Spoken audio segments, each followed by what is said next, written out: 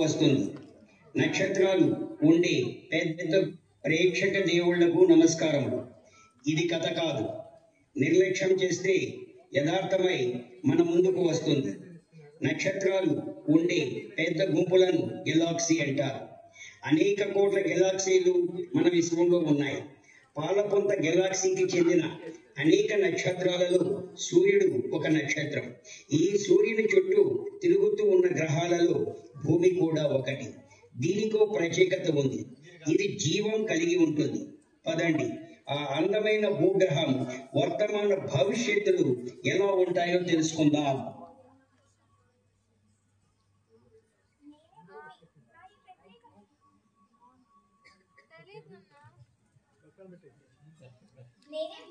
నా ఈ ప్రత్యేకతకు మూల కారణం నా ఇద్దరు మిత్రులు. వారు లేకపోతే నా ఉనికే లేదు. వారే ఒకరు వాతావరణం, అదేనండి క్లైమేట్, మరొకరు జీవ వైవిధ్యం అనగా బయోడైవర్సిటీ. మరి ఎంత పొగడత వద్దులే మిత్రమా, నాదేముంది, నువ్వంటూ లేదే నేను అంటూ ఉండేవాళ్ళ చెప్పు.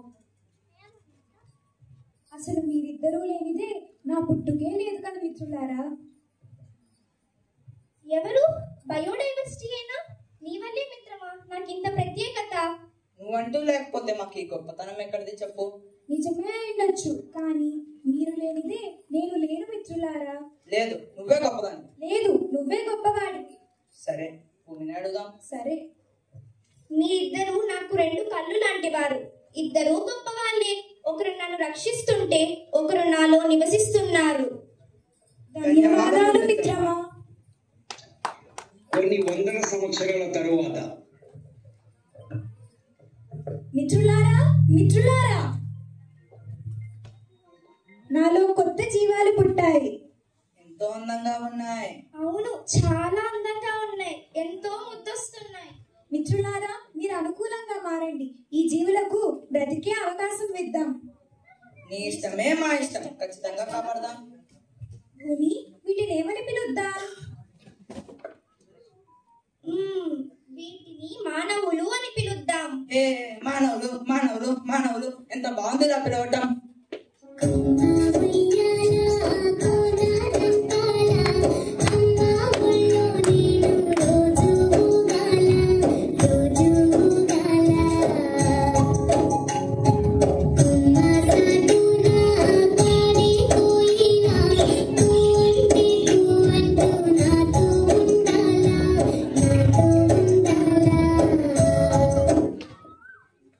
నేను వెంటనే ఈ విషయం మిగతా గ్రహాలతో పంచుకోవాలి.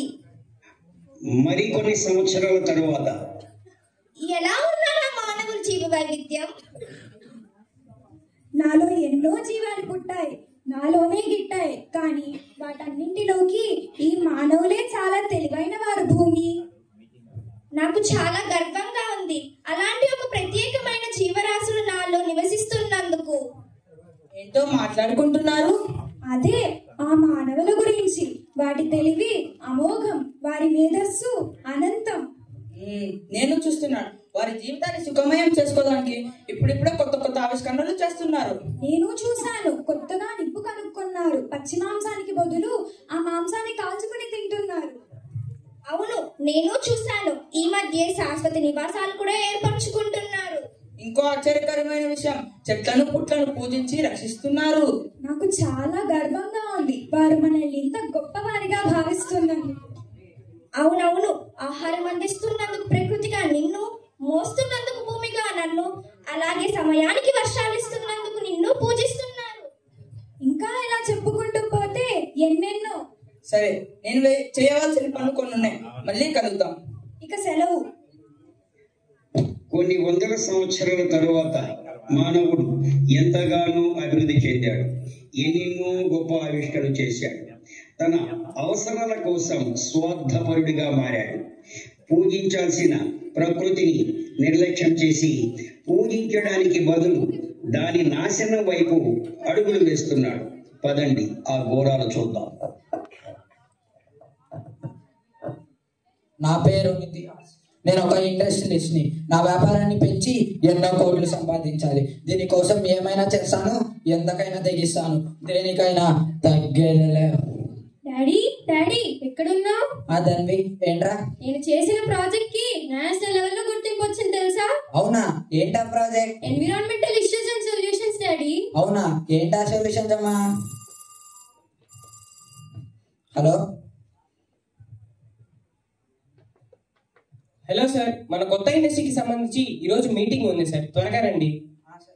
సరే శ్యామ వస్తున్నా. మేడం ఫోన్ పోవచ్చు ఫోన్.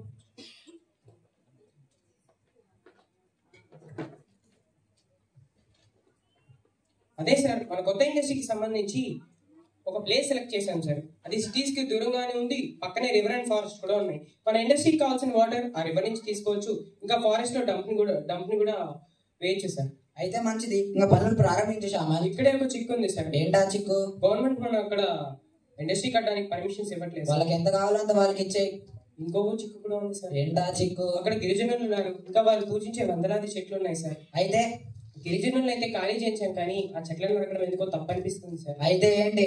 అదే సార్, వేరే ప్లేస్ ఏదైనా చూద్దామని. ఏం మాట్లాడుతున్నావు శ్యామన్? ఈ ఇండస్ట్రీ నా ఫ్యూచర్ నే మార్చేస్తుంది. ఇలాంటి అన్ని అందుబాటులో ఉన్న ప్లేస్ మరొకటి దొరకడం చాలా కష్టం సార్. ఏం మాట్లాడుతూ చెప్పింది చెయ్యి. Don't crash your limits. ఏం చేయాలి ఇప్పుడు? సార్ ఏం చెప్పినా వినట్లేదే. సార్ ఎలా మార్చాలి? ఏంటి ఇక్కడ ఫోన్ అవుతున్నట్టుంది? సార్ ఫోన్ మర్చిపోయినట్టున్నారే. హలో నాన్న. హలో మేడం, సార్ ఇక్కడ ఫోన్ మర్చిపోయి వెళ్ళిపోయారు మేడం. ఎవరు? శామంతేనా? అవును మేడం. ఇప్పుడు మేడంకి విషయం చెప్తే సార్ని మార్చే ప్రయత్నం ఏమైనా చేస్తారేమో. Hello hello. మేడం, నేను మీకు విషయం చెప్పాలి మేడం. మిమ్మల్ని నేను కలవాలి మేడం. ఫోన్లో కంటే నేరుగా కలిసి మాట్లాడితే మంచిది అనుకుంటున్నాను మేడం. సరే, ఈ రోజు రీజనల్ సైన్స్ సెంటర్ దగ్గర 4 o'clock కి కలుద్దాం. సరే మేడం.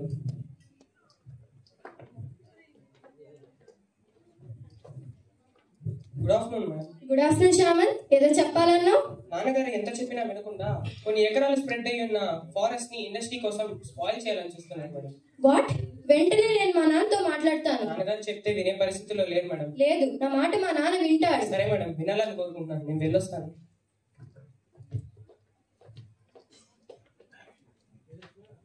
నాన్న, నేను విన్నది నిజమేనా? మీరు కొత్త ప్రాజెక్ట్ కోసం వారసత్వంగా వస్తున్న రిసోర్సెస్ ని స్పాయిల్ చేయాలనుకోవడం నాకు ఏ మాత్రం ఇష్టం లేదు. ఇది నా ఎన్నో సంవత్సరాల కళ. ఎవరేమనుకున్నా గానీ నేను మాత్రం ఆపను. కానీ నేను దీన్ని ఎంత మాత్రం యాక్సెప్ట్ చేయను. పోయి నీ పిచ్చి ప్రాజెక్టులు చేసుకోపో, నన్ను డిస్టర్బ్ చేయొద్దు. డాడీని ఎలా ఆపాలి? ఇది ఇలా జరుగుతూ ఉండగా మరోవైపు మానవులు చేస్తున్న ప్రకృతి విరుద్ధమైన పనుల నుంచి 2 భయంకరమైన శక్తులు ఉద్భవించాయి. అవి మొదటిది పొల్యూషన్, రెండవది డిఫారెస్టేషన్. అనగా 1 కలుషితము, 2 అడవుల నిర్మూలన.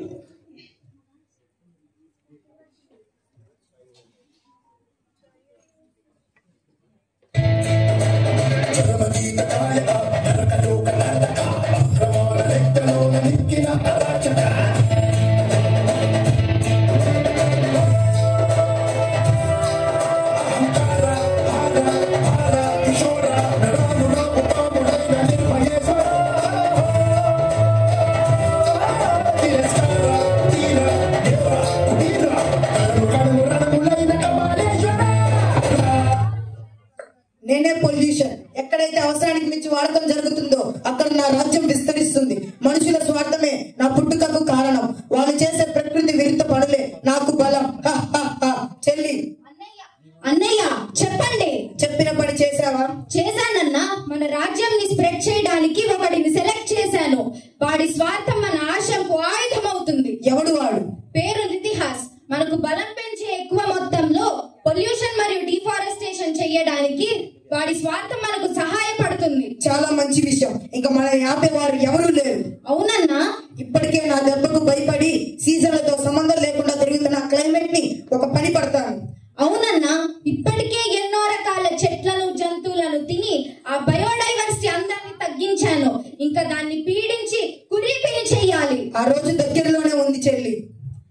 అవునన్నా. ఇప్పటికే నీ వల్ల క్లైమేట్ కి, నా వల్ల బయోడైవర్సిటీకి జరిగిన నష్టం అంతా ఇంత కాదు. నిజమే. మరి ఆ గ్లోబల్ వార్మింగ్ ఎంత వరకు వచ్చింది? ఎక్కడైనా ఇంకా కొద్దిగా పొల్యూషన్ పెరిగితే కానీ అది త్వరలోనే జరుగుతుంది. ఎలా అన్నా? ఇప్పుడు దొరికాడుగా నిత్యాస్. అలాంటి స్వార్థపు నక్కలు ఇంకొన్ని దొరికితే మన గ్లోబల్ వార్మింగ్ ప్రాజెక్ట్ పూర్తవుతుంది. అప్పుడు భూమంతా జలమయం అవుతుంది, ఆ బయోడైవర్సిటీ అంతమవుతుంది. అదేంటే చెల్లి, ఇలాంటి ఇష్యూస్ మరెన్నో సృష్టిస్తా. ఇప్పటికే నీ వల్ల సాయిల్ కి, ఎయిర్ కి మరియు వాటర్ కి జరిగిన పొల్యూషన్ వల్ల ఎన్నో ఇష్యూస్ సృష్టించావన్నా. నువ్వేమన్నా తక్కువ తిన్నావా చెల్లి? ఎయిర్ లో ఆక్సిజన్ ని తగ్గించావు, జంతువులకు నివాసాలు లేకుండా చేసావు, ఫుడ్ చైన్ ని విరగొట్టావు, ఎన్నో యానిమల్స్ ని పొట్టన పెట్టుకొని నా చెల్లి అనిపించుకున్నావు. ఎన్నో తిన్నాను కానీ ఇవి అన్ని తినడానికి సహాయం చేసిన ఆ మానవుడిని కూడా తినాలని ఉందన్నా. ఇప్పటికే నువ్వు ఫుడ్ చైన్ ని బాగా దెబ్బతీసావు. నేను గాలిలో చేరి వాళ్ళకి లేనిపోని రోగాలు సృష్టించాను. త్వరలో వాడిని నీ చేతికిస్తాను. అయినా ఏం లాభం అన్నా, వాడు ఏదో ఒక మందు కనిపెట్టుకొని ఆ జబ్బుని క్యూర్ చేసుకుంటున్నాడు. ఇంకెన్ని నాళ్లే చెల్లి, మైక్రో ఆర్గానిజమ్స్ ని పోషిస్తా, మందులు లేని జబ్బులు సృష్టిస్తా, వాడిని నీ చేతికిస్తా. అప్పుడు నేను వాడిని లడ్డులా మింగేస్తా. ఏంటో వాడి పిచ్చి, వాడు తీసిన గోతులో వాడే పడుతున్నాడు. వాడే మనల్ని సృష్టించి మనకే బలి అవుతున్నాడు. ఈ సంతోషాన్ని మనం సంబరాలు చేసుకోవాలి. ఏం సంబరం చేద్దామన్నా? మన సంబరాలు ప్రకృతికి కష్టాలుగా. పద ఏదో ఒక సమస్య సృష్టిద్దాం. ఈ మనిషి వాడి వికృత చేష్టలతో ప్రకృతిని బాధిస్తూ సంతోషిస్తూ తనకు పొంచి ఉన్న ప్రమాదాన్ని మరుస్తున్నాడు. ఇకనైనా మేలుకొని ప్రకృతిని రక్షిస్తాడో లేక భక్షించి బలి అవుతాడో లేదో పదండి క్లైమాక్స్ చూసేద్దాం. మిత్రులారా, మిత్రులారా, ఏమైంది భూమి? ఎందుకు అలా పిలుస్తున్నావు? ఏం చెప్పమంటావు? నీకు తెలీదా? ఏమైంది భూమి? ప్రమాదం పొంచి ఉంది. ఏం ప్రమాదం భూమి? ఏముంది? ఆ పొల్యూషన్, డిఫారెస్టేషన్ కలిసి మన మీదకు దండయాత్రకు సిద్ధమవుతున్నాయి. ఆల్రెడీ మంచి వచ్చాడు. కరోనా పుట్టి 2 ఏళ్ల పాటు పొల్యూషన్ డిఫారెస్టేషన్ తగ్గించి బలీనం చేసిందిగా. ఏం లాభం? నీచులు బుద్ధి తెచ్చుకోకపోగా మళ్ళీ పొల్యూషన్, డిఫారెస్టేషన్ చేసి వాటికి బలం చేకూరుస్తున్నారు. అందరూ ఒకే చోటికి చేరారా? ఏమే బయోడైవర్సిటీ, ఇక్కడే పడి సచ్చావా? ఓ, మళ్ళీ తిరిగి వచ్చారా? నీ అంతంకై మేము ఏకమయ్యాము. ఎందుకు రాలేనువే? నీలో పుట్టిన మనుషులే నన్ను మళ్ళీ మళ్ళీ పుట్టిస్తూ ఉంటారు. వారిలో అవగాహన కలుగుతుంది, మిమ్మల్ని అంతం చేస్తారు. ఆపరా, నాకు అంతమా? మనుషులు స్వార్థం వీడినంత వరకు నాకు అంతం లేదు. వారిలో మార్పు వస్తుంది. నాకు ఆ నమ్మకం ఉంది నా బిడ్డల మీద. అంత లేదు, వారిలో మంచి వారి కంటే చెడ్డవారు ఎక్కువ ఉన్నారు. నీకు తెలియదా? ఎప్పటికైనా మంచిదే అంతిమ విజయం. అది జరగనివ్వను. అది నీ వల్ల కాదు. నువ్వు కూడా మాట్లాడుతున్నావా? ఆల్రెడీ నీ ఓజోన్కి నేను పెట్టిన బొక్కలు పూడ్చుకోలేక సతమత పడుతున్నావు. నువ్వు కూడా మాట్లాడుతున్నావా? మరి అంత మెడిసి పడకు. నీకు త్వరలోనే మనుషులు మంగళం పాడుతారు. ఏంటి రెచ్చిపోతున్నావు? నీలో ఉన్న ఎన్నో రకాల చెట్లను, జంతువులను ఫట్స్వాహా చేశాను, అయినా నీకు బుద్ధి లేదు. ఇక ఆపుతావా?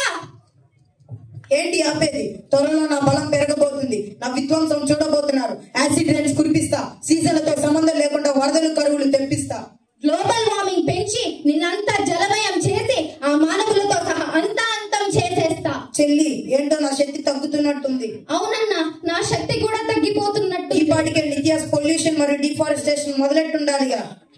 అంతా మీ అనుకున్నట్టే జరుగుతుంది అనుకుంటున్నారా? ఏం చేసావే మాయలాడి? ఇది మీ అంతం. నీకు పట్టిన పిచ్చి వదిలించాము. కానీ అదెలా సాధ్యం? నువ్వే చూడరా. ఎక్కడరా? నన్ను కాదురా, అక్కడ రా.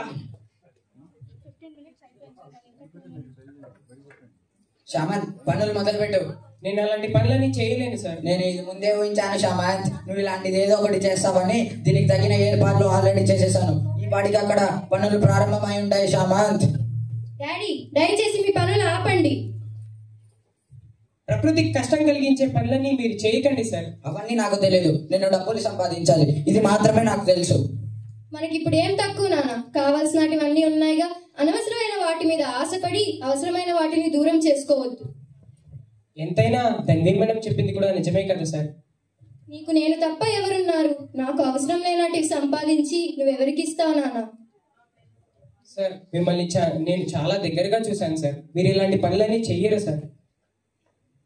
మీకు పట్టిన స్వార్థం అనే దయ్యాన్ని వదిలి నిస్వార్థంగా ప్రకృతి అందాన్ని చూడండి. అప్పుడు మీరు చేస్తున్న తప్పేంటో తెలుస్తుంది. సార్ చెట్లు మన తోబుట్టువులు, తోడు నీడలు, మన అండదండలు, ప్రాణవాయువులు, వృక్షజాతులు మన కన్నతల్లులు, కనిపించే దేవతలు సార్ ఆ చెట్లు. దయచేసి వాటిని చంపకండి సార్. తల్లి కేవలం 9 నెలలే ఊపిరి పోస్తున్నానా, కానీ చెట్టు తల్లి బ్రతికినంత కాలం ఊపిరి పోస్తుంది. అలాంటి చెట్లను చంపొద్దు.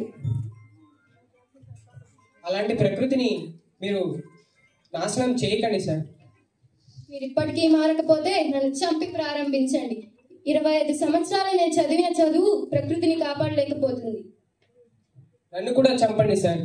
మీ దగ్గర ఇన్ని నాళ్ళు ఉండి చేసింది ఏమి లేదు.